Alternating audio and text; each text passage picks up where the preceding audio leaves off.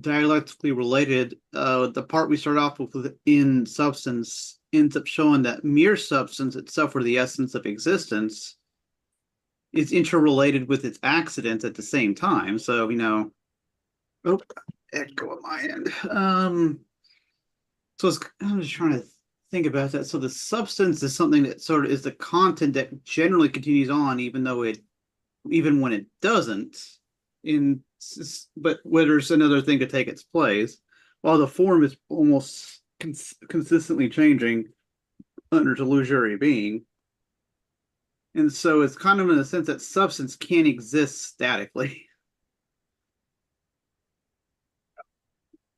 There is a sense of always becoming that substance requires to exist.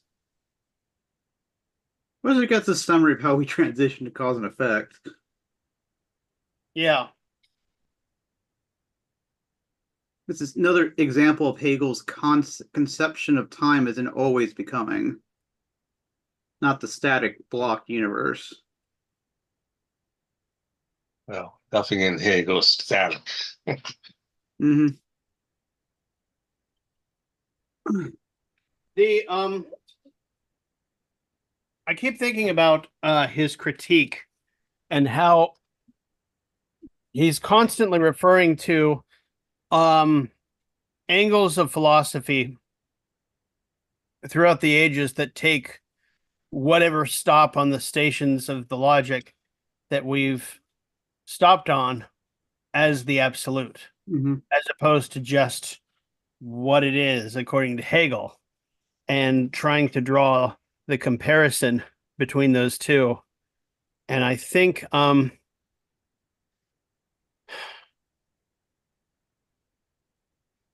part of it gets lost when people talk about it. And we should figure out a way to like make it the highlight somehow, because like with Marx, half the point is the critique, whereas with Hegel, it what's that? I'll find it again later. No, I was going through Butler's forming of the dialectical method, where he's like at least talking about aspects or moments of the dialectic and putting them into a formological form, because I guess you can think about it that way.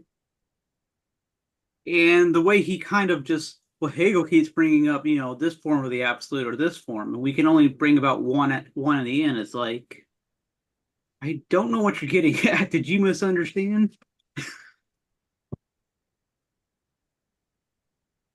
Are you assuming all these absolutes are intentional instead of partial?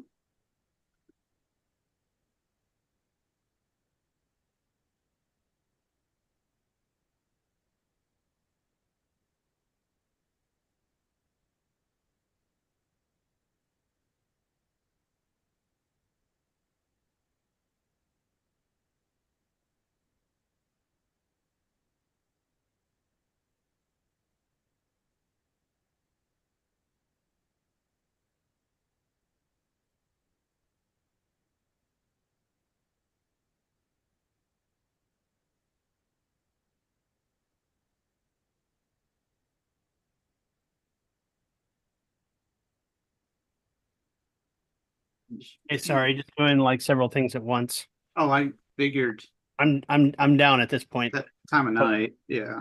Yeah. Mm. I can't.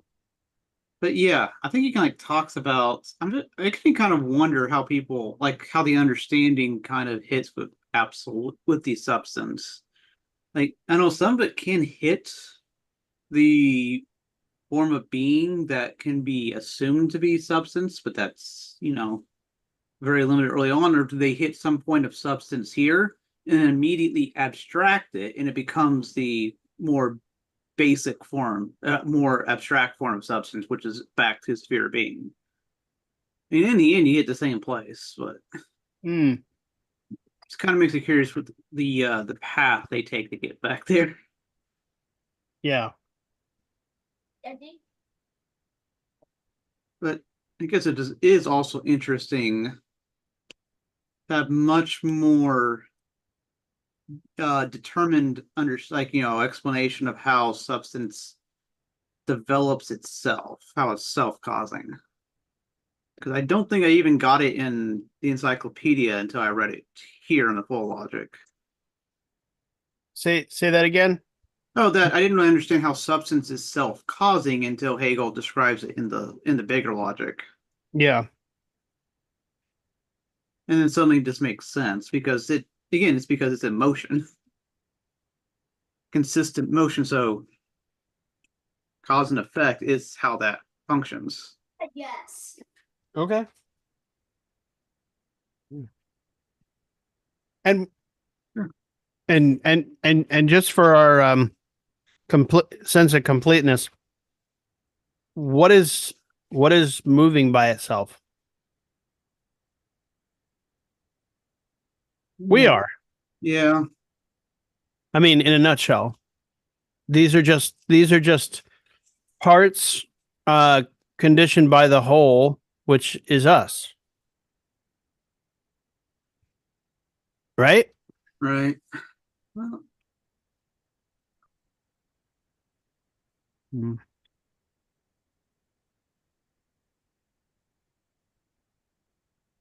Poolgate has a particularly interesting way of dealing with this early in the logic when he's talking about the beginning and how you're not supposed to have any presuppositions and so you're not actually supposed to presuppose the end of the circle first. And he's right, but it ends up being a disembodied self-mover.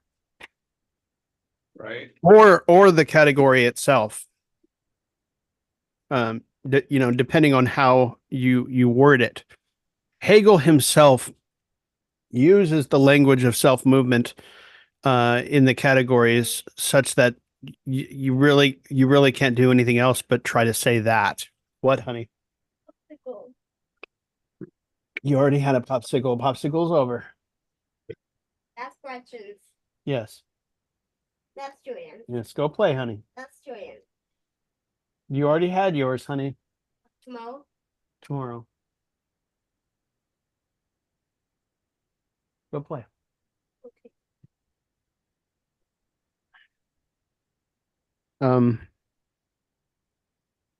Yeah.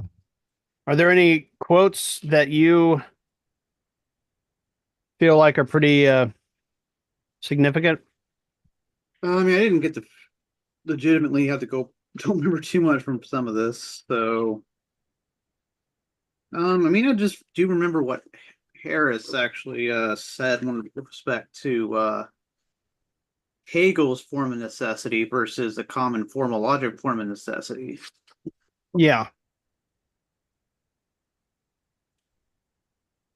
Which,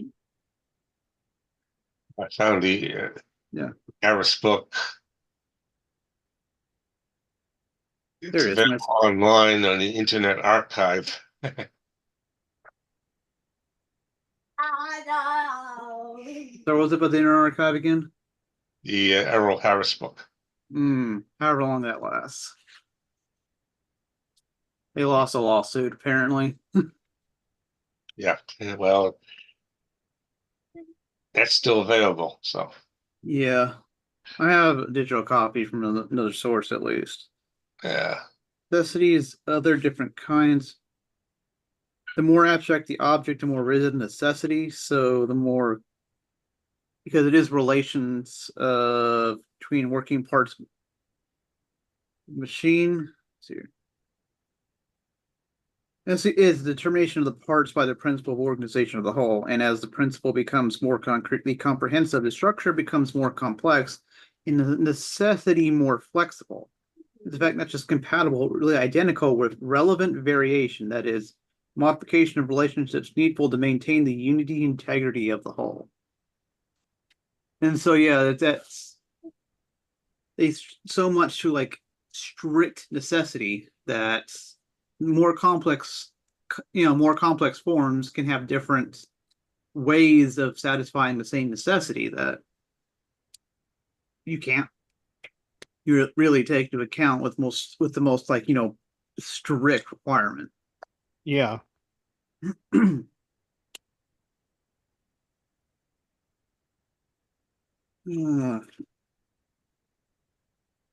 One thing I think I posted what the AI is how the AI is summarized that chapter. And as far as I can tell, I think the AIs do a reasonable job laying out what Hegel was trying to do. But that's one thing. But on the other hand, trying to follow the Hegel's actual argumentation is another story. Very especially when easy to get lost in the weeds with that. especially when some of it is because an attempt at translation from the original German. Yeah.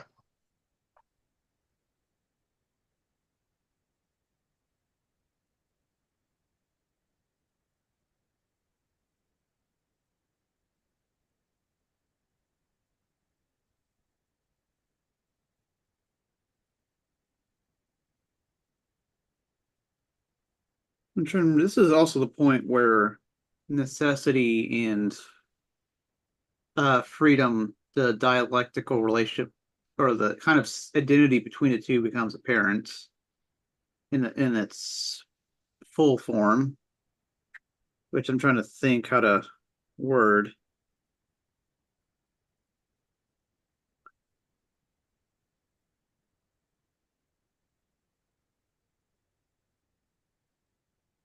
Well, maybe because I've misunderstood it to an extent too.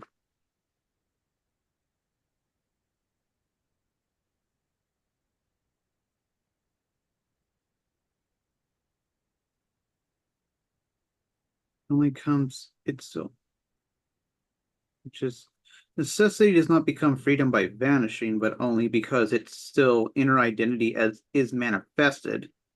A manifestation which is the identical movement of the different sides within themselves. The reflection of illusory being as illusory being into itself. Conversely, at the same time, contingency becomes freedom, where the sides of necessity will have the shape of independent free actualities, not reflecting themselves into one another, are now posited as an identity, so that these totalities of reflection into self and their difference are now also reflected as identical or as posited as one, only one in the same reflection.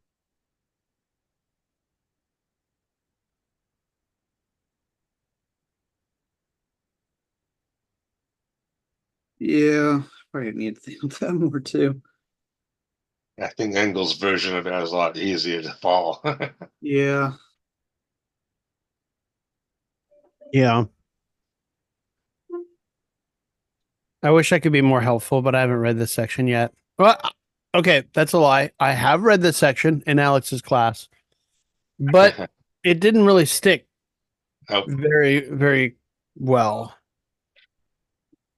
And this section of the book is so entwined with his critique of Spinoza, unfortunately, that there's no other analog to compare it to, and so you have to resort to the Harris text, the the the commentary, and I think that gets closer.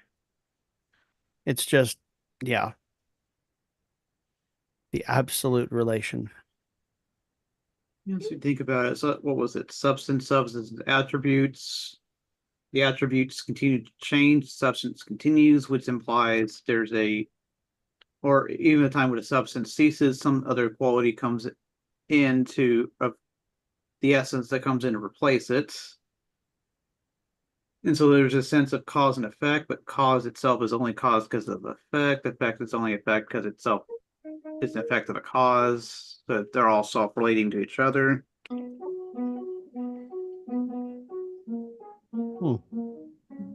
More accurately, identical content. Ignoring the McTaggart thing.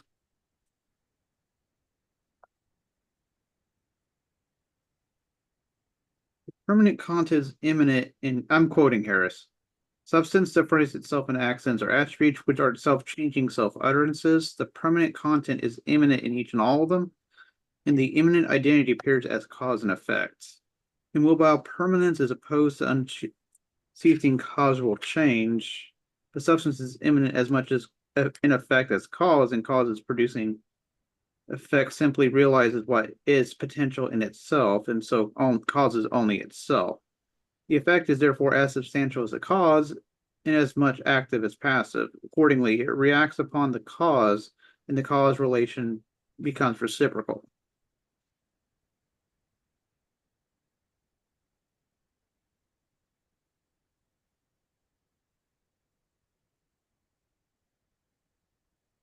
An example of compounds relating to each other having a reaction that's reciprocal, like chemical reaction. Oh, and how organs themselves in their reciprocation only make sense in respect to the whole, Yeah. not just between each other. Okay. Yeah. That's reciprocity is a continual cause and effect that relates to the whole. Yeah. We're not a chemism or mechanism yet. Or wait, are we? No, I think chemism, as in that full description, is itself inside the concept, the doctrine of concepts. Yeah, and that is um Yeah. illuminated by the moment of reciprocity. Right. So this is its initial showing. Yeah.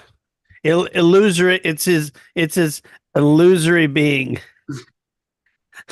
or something like that. Yeah. Mm. Speaking of mechanism and whatnot, Mechanism to Yeah. chemism to biology and philosophy of biology long had a debate between the mechanists versus the vitalists. The vitalists did emphasize the whole, but they posited like a non-physical force or substance that makes life life. The animal mechanists deny that, but people like Stephen Jay Gould, for instance, argue that what you really need is a synthesis of the two positions. In other words, you are you are emphasizing the importance of the whole, but you're not positing a separate, vital substance. Yeah. So this comes actually, so the way Gould I think presents it, and other people have presented it, it actually comes close to what Hegel was saying. In the case of Gould, I think he read Hegel anyway, so Yeah. so he was pretty conscious of that. Yeah, that's wasn't it. Yep. And again, taking the existences of something as if they're actual substances.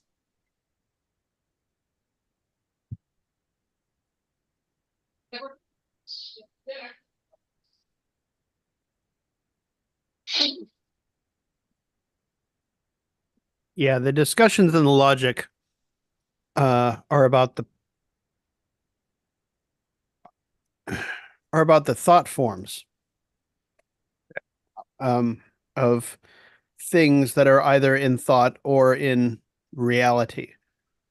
And yeah, and so people unfortunately moving from okay, these are reflections, these are analogs in reflection, to the idea that they're actual manifestations in the real world.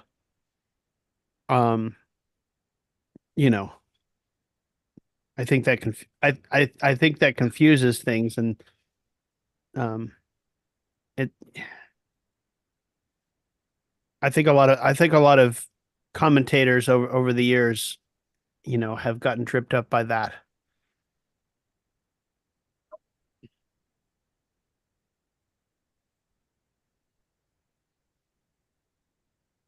How's it going, Doug? Doing okay. Just mentally tired from writing about the worst people in the world. Yeah. Yeah. My condolences. Did you say you'll be doing that for the next 10 years? I hope not. No, not that. No, no. I really want to be done at least with the first draft with this before the end of the year. Okay, good. Because And if I you know I'm spend at 10 least years on halfway this, done. you're No, gonna no, lose no, no, the rest of your hair. no, no. Mm. I mean, right now I'm mostly doing like short little 1 to 2 page pieces on like fascist fellow travelers. So people who are not necessarily fascist, either they didn't join the party or they had some disagreements, but they're still in the same vein. Well, in the 20s and 30s, there were tons of people like that. Yeah, and I'm, picking a bunch of them. Yeah. Everybody from, Ezra Pound, D.H. Lawrence, Mencken, you know, Yeats, and then there's a bunch of others as well. I can't even remember them all. I've written them down. I'm familiar with most of these names. Churchill, FDR.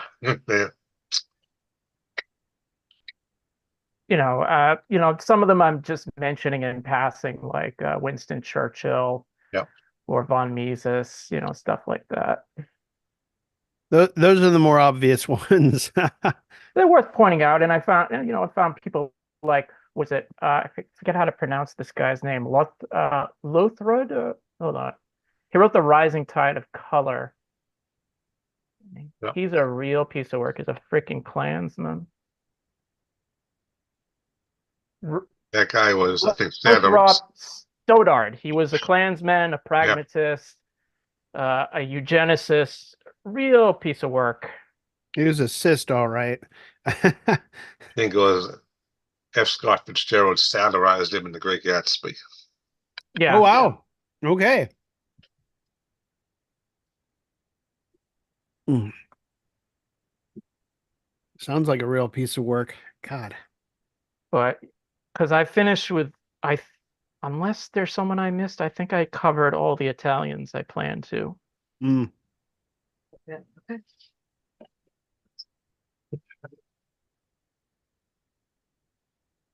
Which is obviously Mussolini, a lot of his influences, Pareto, Mosca, and obviously D'Annunzio, Gentile, who's the other guy? Marinetti.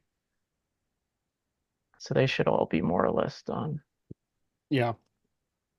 Spoiler alert, Gentile gets classified as a Hegelian. He's not. He pretends to be at times, but he's not. Mm. He sometimes says he completed German idealism, which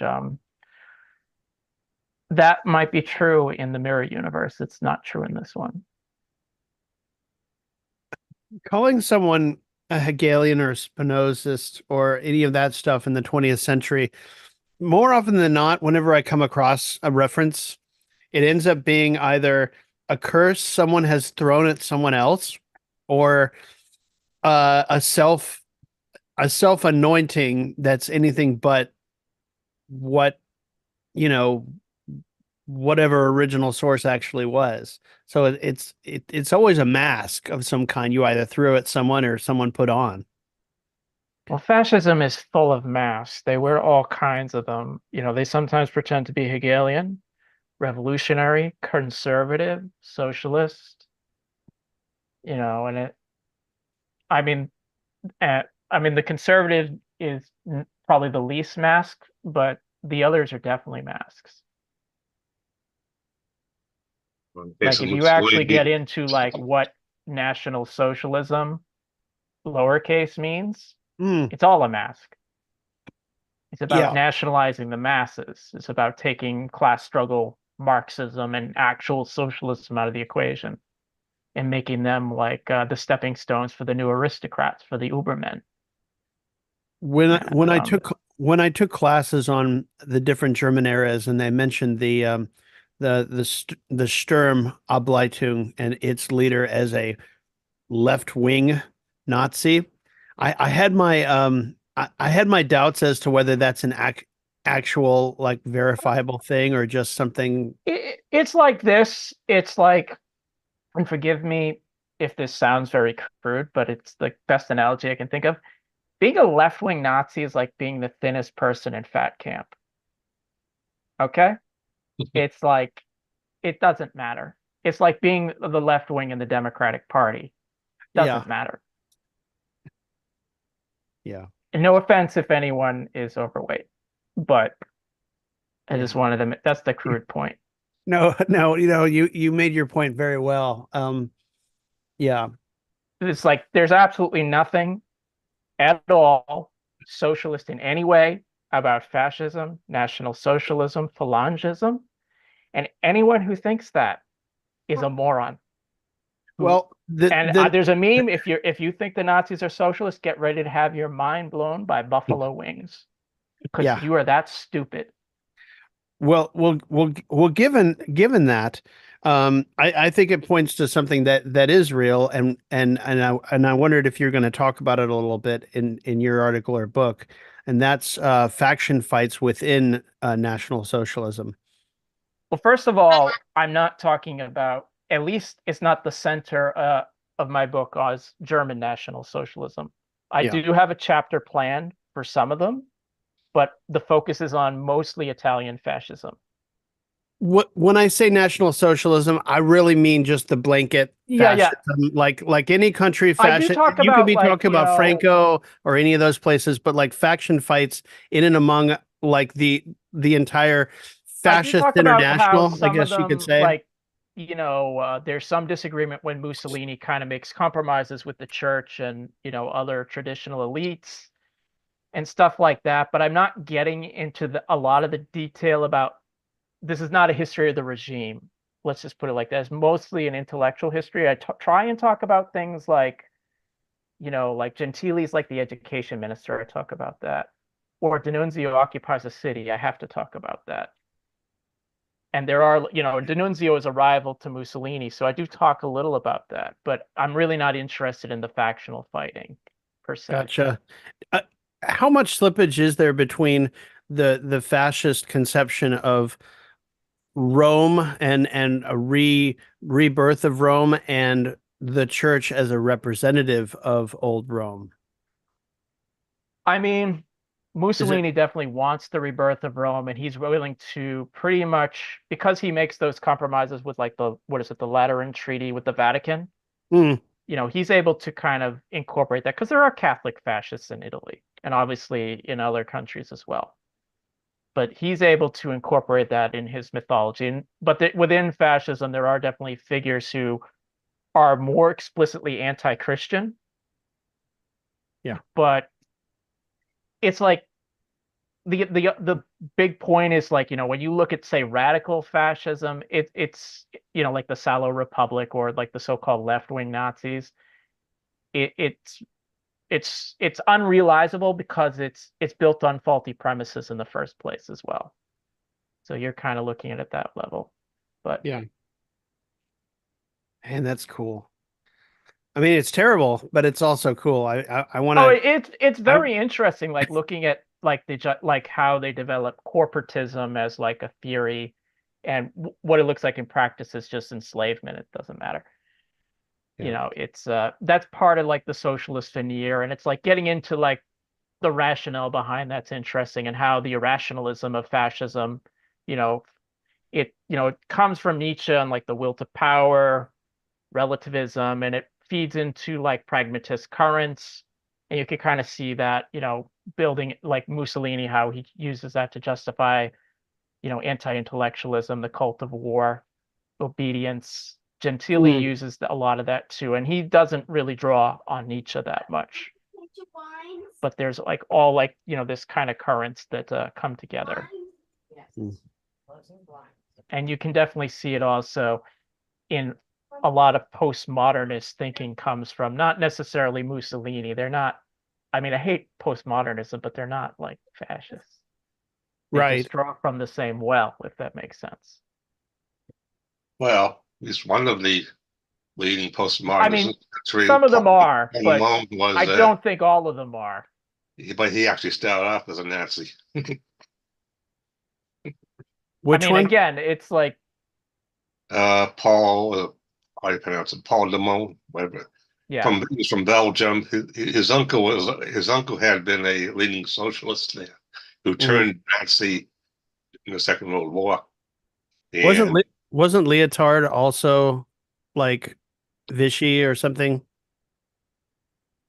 Leotard, or however you say his name. I'm not sure about him. So I mean, he would have only been about 16 when they occupied, but it's a good question. I don't know. Mm. From young what I Paul remember, was he there, served yeah. as like a medic in like the liberation of Paris, Yeah. but Mm. I don't know much about like his biography. Gotcha.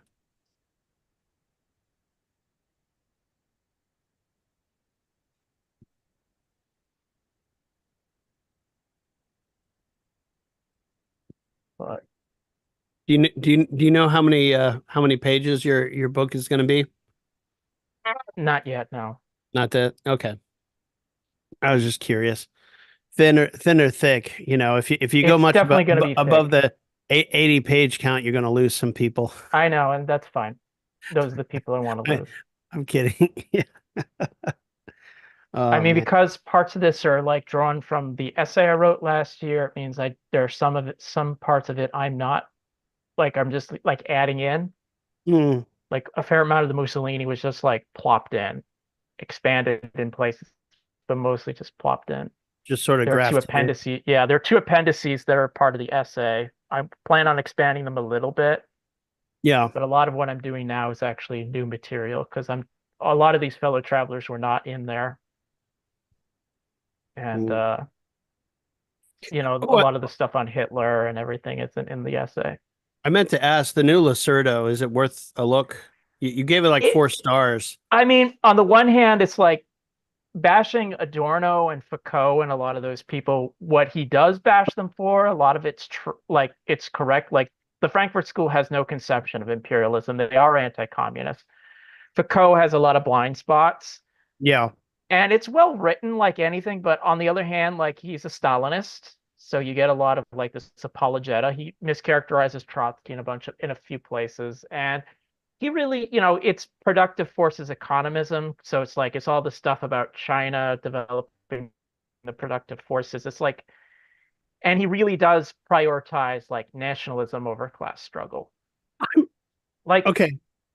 but I I'm think like a lot of his critiques of Western Marxism like have validity, but it's like he undermines his own case. And ultimately, if you like, I kind of reconstructed that argument when I wrote about him on like with Badu on Mao. yeah. Hmm. Yeah. So it's like Um I wasn't surprised at that, but a lot of people who come out of like the more Marxist, Leninist, Stalinist are they going to really like it? There's stuff in it, but you know again, like he's got these blind spots for like a you lot got of to take these, the good with the bad. Mao, Deng, Stalin in a way that's not healthy. Like Yeah. at this point, like Lacerdo has found his way into like 3 of my books, so it's like I try and keep up with the new stuff that comes out in English. Yeah.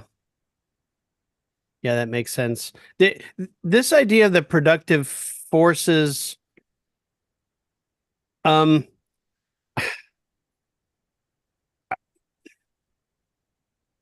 I'm really struggling with this idea because I've noticed more than one anarchist on my page has posted about how Marxism is uh, their conception of Marxism is drawn, I think, more from Dengism and Stalinism than actual Marx or Yeah, that's probably Marxism. true. And so they'll talk about how Marxism is teleologically technology. I don't even know how to say it. Or they'll talk about how the Techno- productive forces are Technological determinism. Yeah, yeah that's the yeah bullshit yeah from the Second And International or yeah C.A. Cohen or paramount. Stalin, someone like that. Yeah, or they'll talk about how like Lenin was and Trotsky were at heart Taylorists and organized along the lines of Taylorism, etc.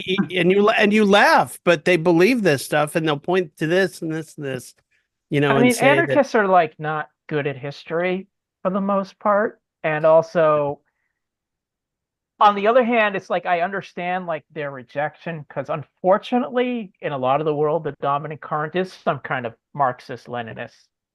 group. Yeah. Like if you were in India right now, that would be the dominant tendency. If you were, if you were in France at least 30 or 40 years ago, that was the tendency. But in a lot of places where there's like a left, that's the dominant, like Leninist revolutionary current, scare quotes. And Yeah. unfortunately, yeah, I don't think they've encountered Marx or done any deep study. And I think, things like if Trotsky was an economist, he wouldn't have like come up with permanent revolution. Yeah, there's no way. So just refresh me. There are the productive forces, and then there are the social relations of production. Those Yeah, those are the yeah, two yeah, separate pretty things much. that are actually dialectically Yeah, it's in the preface to a related. contribution to a critique of political economy. That's Yeah. if you want the good summary introduction, it's right there. It's also in either chapter. There's a good summary as well in like chapter 47 or 48 of Capital Volume 3. I forget which chapter. Yeah. Okay. Because the next time I come across these folks, By the way, I I'm just sorry I if I sidetracked any discussion. No. Feel free to. no, you really didn't, Doug. I promise. I'm I just behind needed a break reading. from Nazis. Totally. No. No, you're good. Um uh we are sort of on the cusp pretty soon of getting into the third and final book. Um right now we're on the absolute relation, and we were just talking about um reciprocity and that stuff. Well, reciprocity would apply to the relationship between the forces of production and the relations of production. Yes. And it's interesting how these caricatures grab on one side or the other and say, well, this is supposed to be absolute, like the economic is absolute, whereas the like the superstructure is just sort of like window dressing or something. They'll completely mischaracterize the dialectic involved as one-sided, and that's I mean it's just nonsense. uh So remember, Cohen pays lip service uh, to that, but he still came up with a technological determinism, and he did actually. I think he actually described himself as a technological determinist. So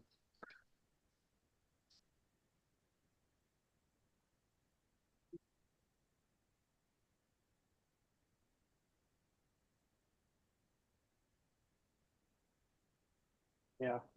I was just talking to Alex today, Kyle. And he he forwarded me or something. There's an author named Nuzzo, Angelica Nuzzo, I think her name is, and she talks about the end of the logic in like a book, like an edited book or something. And he basically said that oh, here it is. Like lots of people talk about the opening and sort of have lots to say, but when it comes to this thing, it's just highlighted all the shit. Lots of people talk about the opening. Hoolgate does a great job talking about the opening, but it's when you get into talking about the end and the implications of the whole that people start falling off of the just sort of falling off of being able to talk about it at all. Nuzzo, the end of Hegel's logic, absolute ideas, absolute method. Okay, I have not read this yet, but Alex Steinberg forwarded it to me.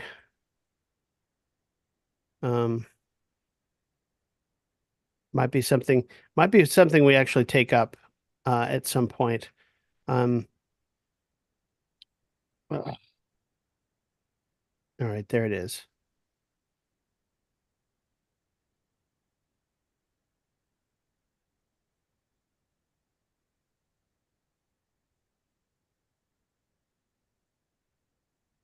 Okay, I'll just upload the PDF to the group, and you guys can read the chapter if you like. It's chapter 14.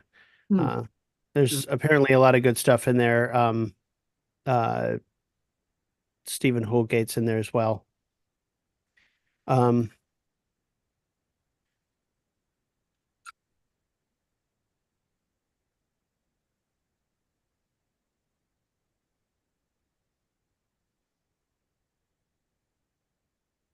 hmm,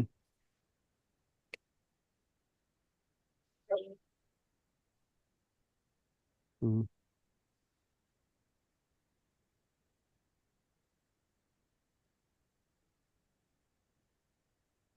Just a question. Matthew, do you have the Holgate introduction to Hegel? You probably have, if you do you have like the second edition? Like I think it has 10 chapters. Yeah, this is the latest Yeah, one. that's the one. Yeah. I have like an earlier edition. I was just curious which one you had. Yeah, and I think that yeah, I think this one has new chapters in Yeah. it, maybe on art or something or religion. Yeah, it's like double the size, I think, because it had like 5 extra chapters. Like I got a lot out of the edition I have. I'm trying to remember where it is, but Yeah, it's dense. It's oh, it's dense. very dense. It's Even the dense. version I have. It's dense for an introduction. I found myself having some trouble reading it through the first time just because he packs a lot in there. I mean, I thought it was easier to read than like the first the book he did on like the opening of the logic. That Yeah. was really hard. It took me months to get through that. This one was much easier, Mm. but it was still hard. I was just curious if if you had it, that's all. Yeah. Because at some point, once El Douchebag calms down, I want to get back into like more philosophy that's like affirming my worldview as opposed to challenging it. Yeah. Yeah, Ben Hillen is really into Spinoza right now, and every time we get together and talk, and I try to talk Hegel, and he's like, "No, no, you need to," and he's like, "Okay, I remember that from years ago," but uh, he's hip deep in the Spinoza world, and the question I put to him, and he didn't exactly get back to me on this, but um, like when you're reading through something like the Logic, you get to the end of it and you realize that um or even Capital, like you're reading Capital and you go through and read all the separate categories and sort of like um just the whole thing, but you get to the end and you realize that the whole um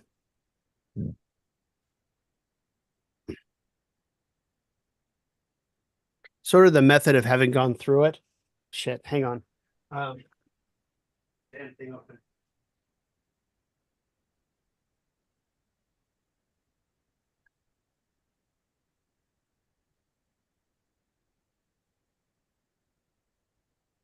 All of these works being circles or pseudo circles has an effect on the content that isn't readable on first blush. And so if you go through and you just sort of read it like, a bourgeois reader, you're going to be listing up all the stuff and then regurgitating it, like you're in school.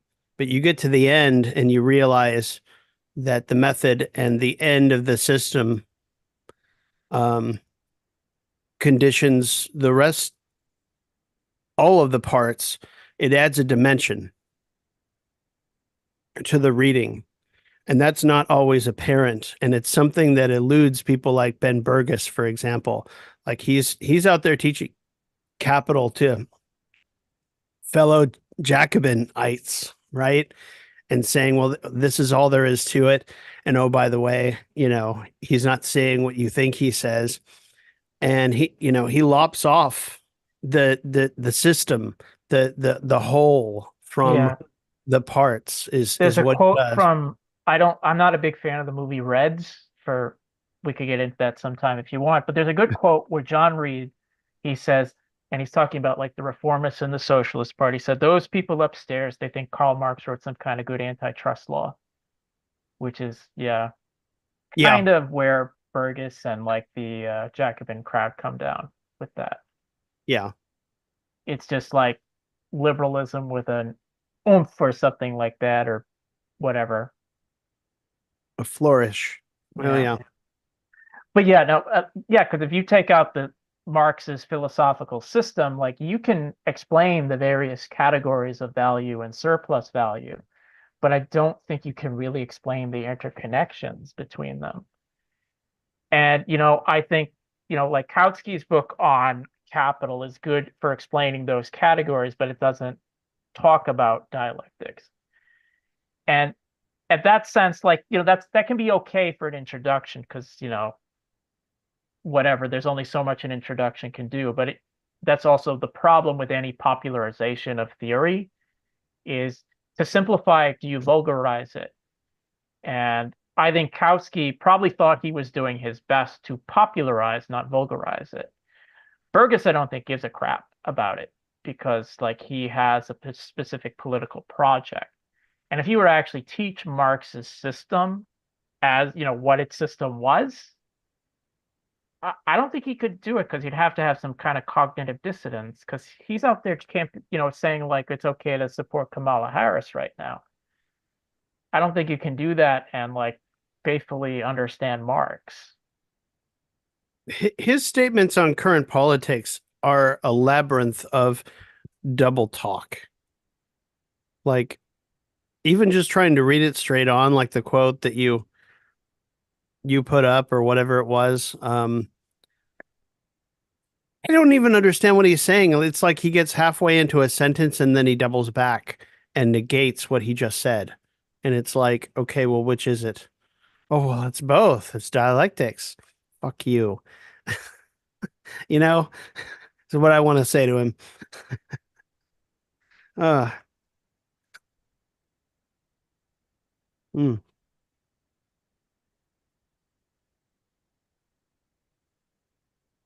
He's, I I mean, don't the know. only, oh, I, go I, ahead.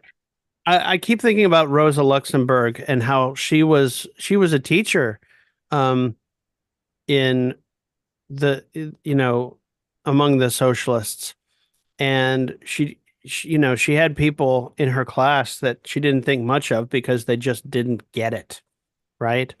And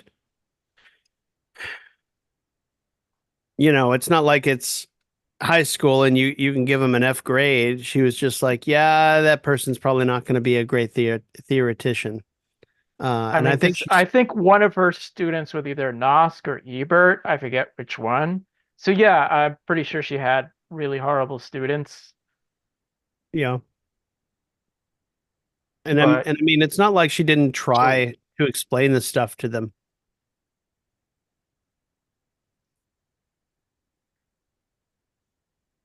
Mhm.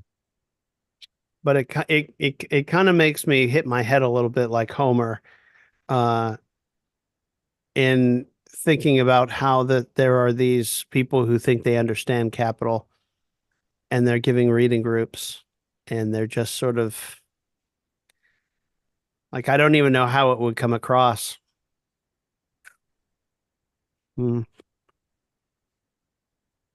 Part of me wants to take the reading group with them and point out how they're wrong. And the other part's like, do you really want to grow gray hairs on that? yeah, Not really. It's like what you said with McNair. Is McNair really that interesting that you're going to spend more than a couple no, pages talking no, about no. him?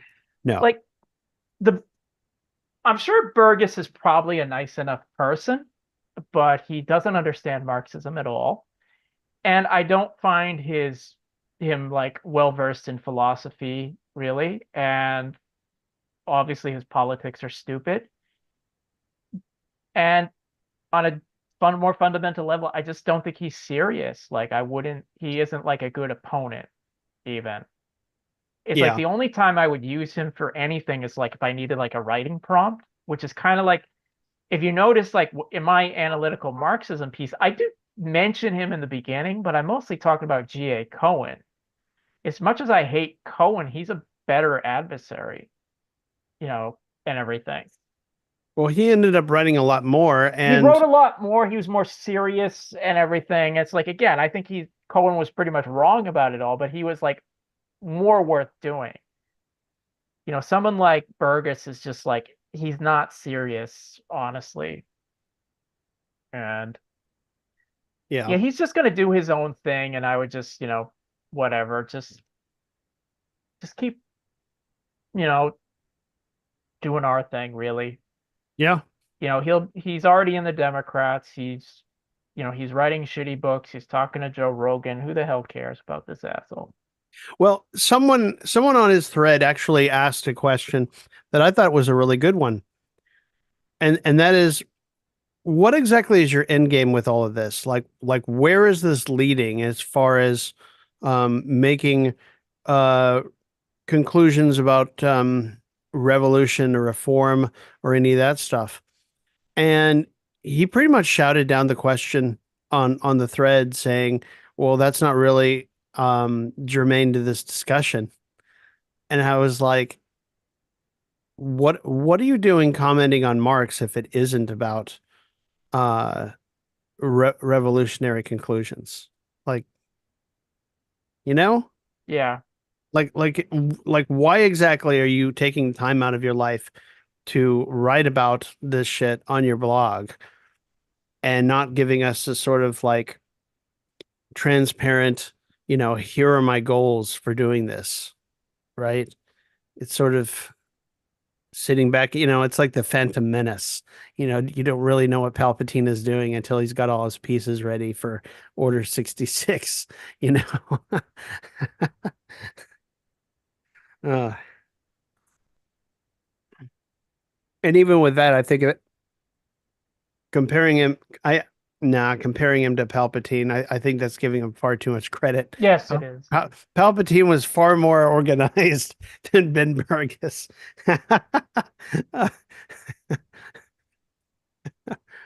you know, at least Sheev had an ethos as That's much true. He's as also you intelligent. as much as you might hate him. And he'd been through hell. What did he do? Kill his parents and Yeah, he did. Darth Plagueis novel is a lot of fun. Goes into that backstory.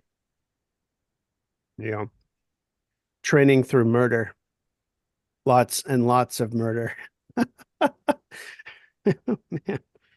Which, by the way, if you ever want to get like a toned down version of Nietzscheanism, read any novel about the Sith. Mm. I mean, you could read about the Jedi too, because they're left Nietzscheans. But if you want Nietzscheans like the Sith. Yeah, I mean, correct me if I'm wrong, but there's probably not much philosophically redeeming out of the Star Wars universe. Even I mean, even with the Rebels, I don't know. It's that whole hero complex thing that you were talking about uh with the boys and whatnot.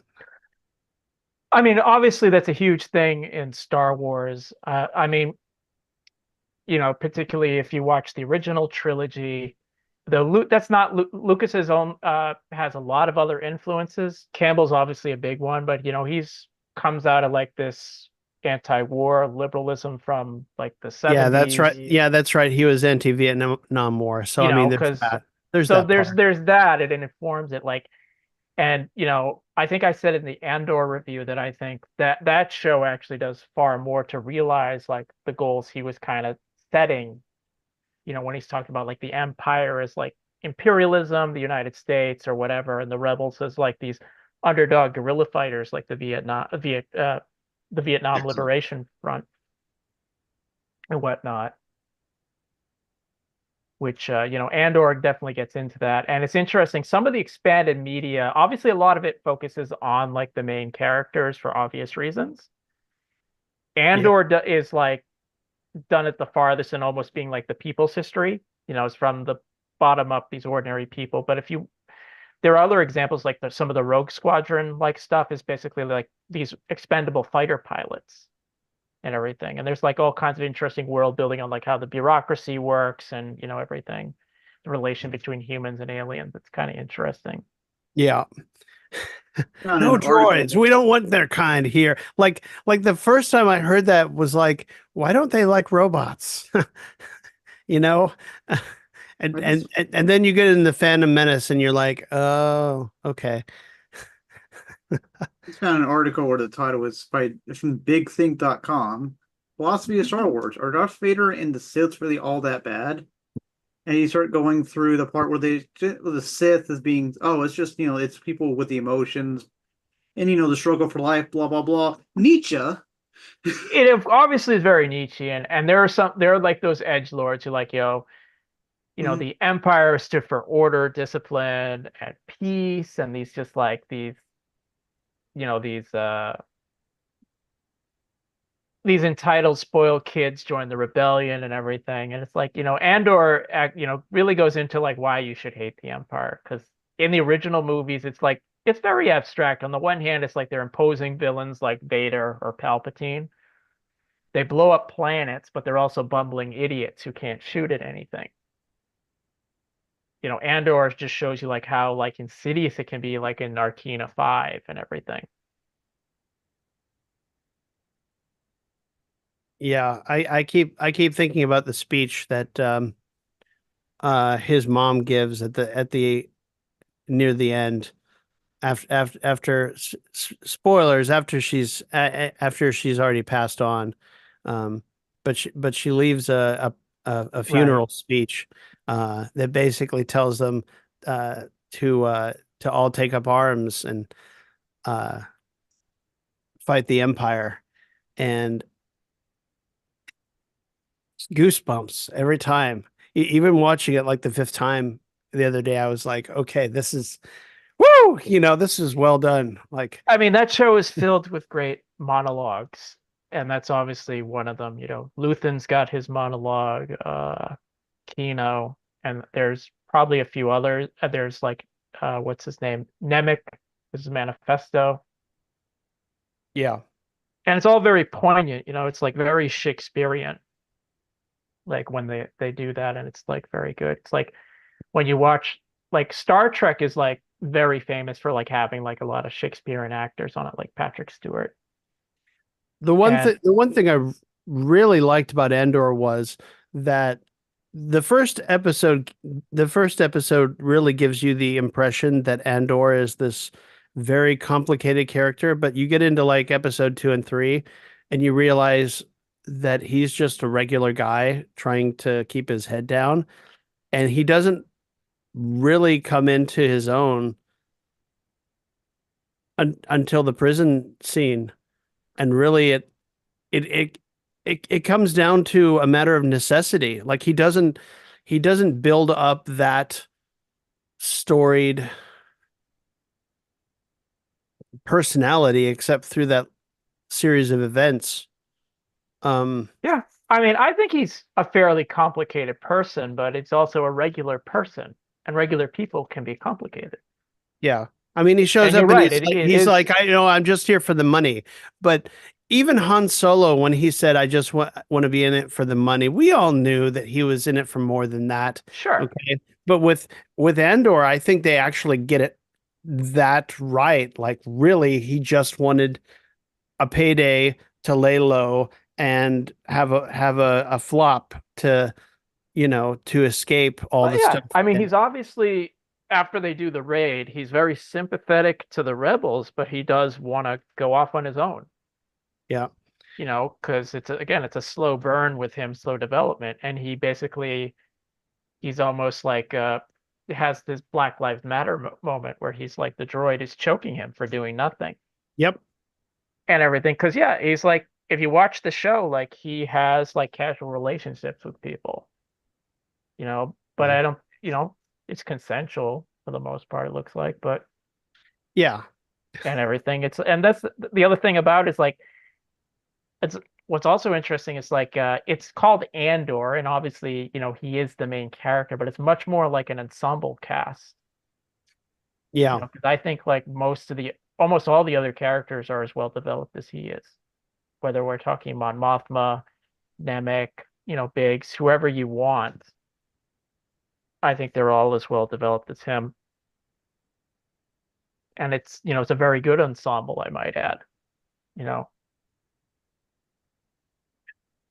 It makes me uh sort of wonder about like the earlier parts of the story. And not just with Andor, but like you know how there were sections of episode 4 that involved Luke's friends with Biggs Darklighter and right.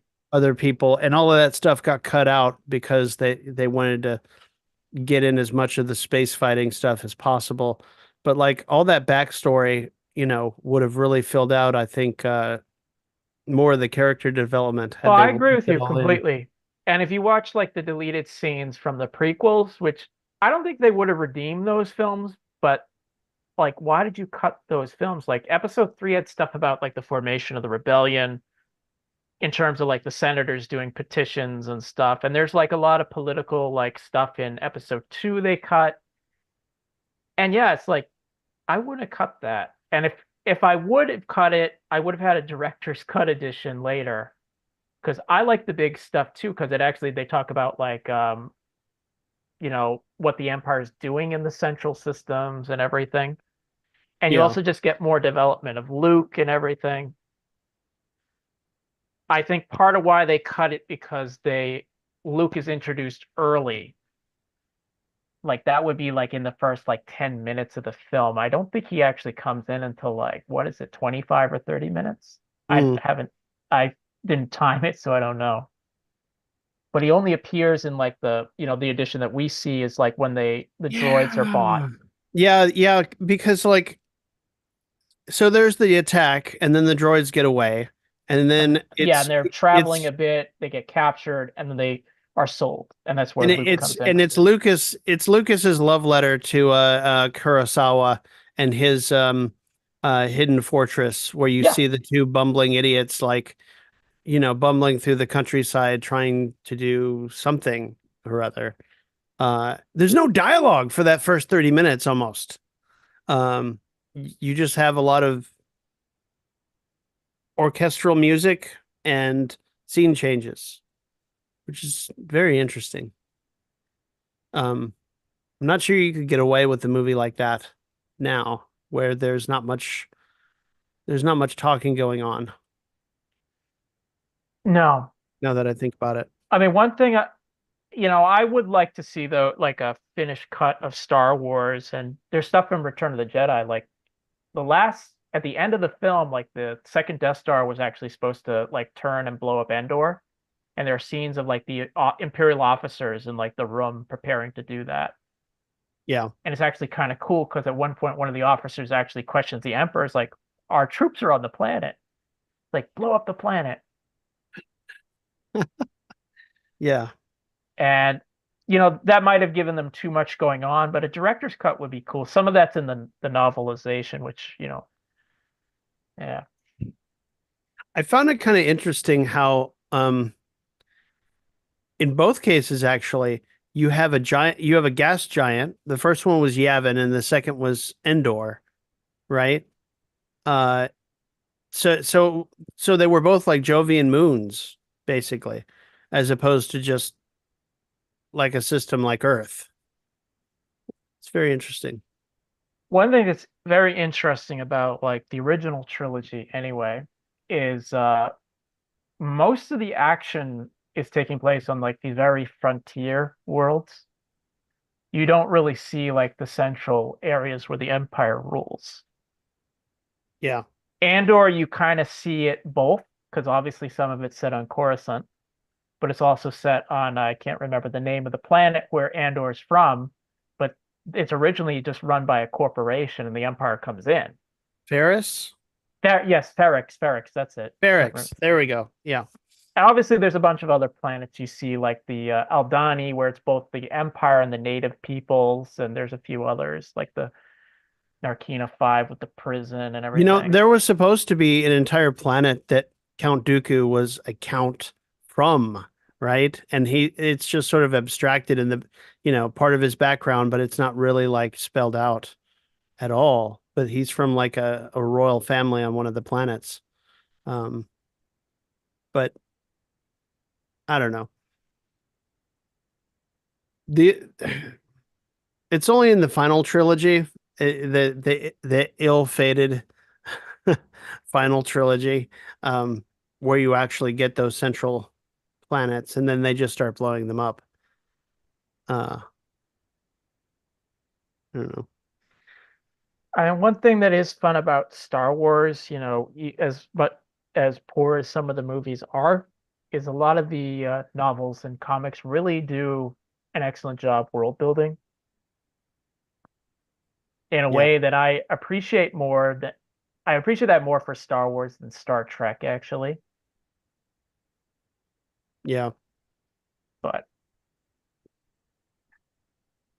Well, folks, it is 9:12, and um uh oh, here it is.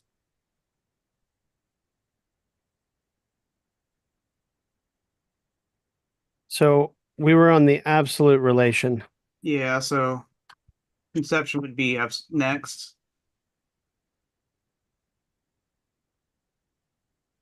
Yeah. What the notion in general? Yeah. Yeah. Okay. Well, um, I got to catch up and read Absolute Relation, of course. But I'm going to suggest that we go ahead and read the forward and the notion in general. It's not actually that long. Reread it. Maybe I'm That's wrong. Yeah, sorry, I just called my bank because my credit card keeps getting declined, and now after a review of some of my declined holds, I got put on an extra hold. So that's not good. That's not good at all. I'm sorry. no, I And I'll hope be fine, hopefully. I mean, I did buy some crypto for like $30 worth of it. So I'm like, that's the most likely thing I personally would have had a problem with. So I'm Yeah. guessing someone tried to use my card or something. that would be my guess. Yeah. I had that happen a few weeks ago. Yeah. I'm surprised I didn't get a fraud alert this time. I'm used to getting those. Well, I got a fraud alert straight away, so Okay. Mike say use it. So good. In my case, they'd use my card number to make purchases at a site called, I think it's called TikTok Marketplace, something like that. It's like eBay, except it's all based around TikTok. Really? Oh yeah, they do sell on TikTok. I didn't know that.